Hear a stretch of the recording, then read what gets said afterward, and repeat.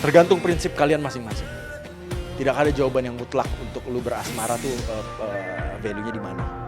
Jadi tergantung lu dan pasangan lu.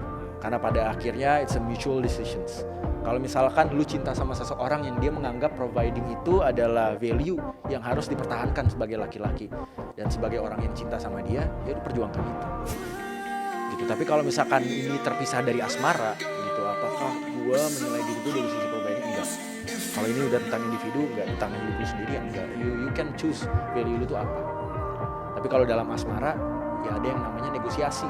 Dan itu harus, makanya cari pasangan itu dinilai dari pasangan yang terbaik dari pengalaman gue ya. Itu kita cari skill negosiasinya.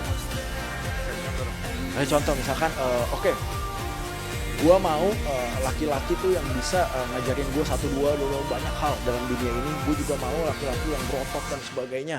Gue juga mau laki-laki yang ntar bisa emotionally stable, tapi at the same time kaya, bejir, gitu kan. Lu spek nabi. Iya makanya.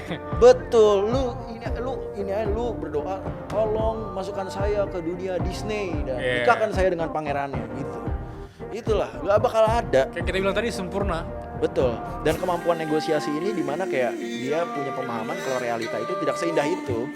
Dan akhirnya cinta pun, ketulusan itu tidak memandang kesempurnaan, tidak mencari kesempurnaan dan kebahagiaan, tapi tentang terus memilih apapun keadaannya.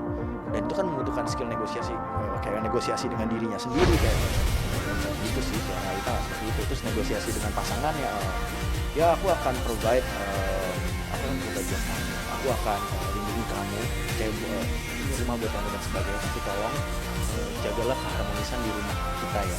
Gitu, I need you to be more emotionally secure buat aku. Misalkan laki lu ngomong gitu, harus oke deh, gue bebenah diri bagaimana gue bisa menjaga keharmonisan untuk keluarga gue. Skill negosiasi itu penting. Yang tadinya kayak gue mau party gitu kan. Terus karena kalau lu cinta itu negosiasi dong.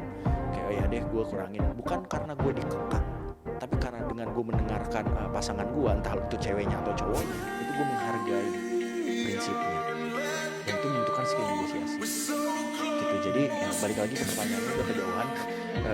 Apakah dari sisi providernya lu bicarain sama pasangan lu gitu. Kalau misalkan pasangan lu memvalue itu, ya lu harus berkompromi, cari titik tengahnya gitu. Tapi kalau misalkan dari kehidupan lu pribadi, single dan sebagainya, itu harus datang dari kalau misalkan dari providing, tapi gue bisa serve secara emosional, gue bisa support di rumah dan sebagainya. Ada banyak laki-laki yang mau jadi bapak rumah tangga. Iya.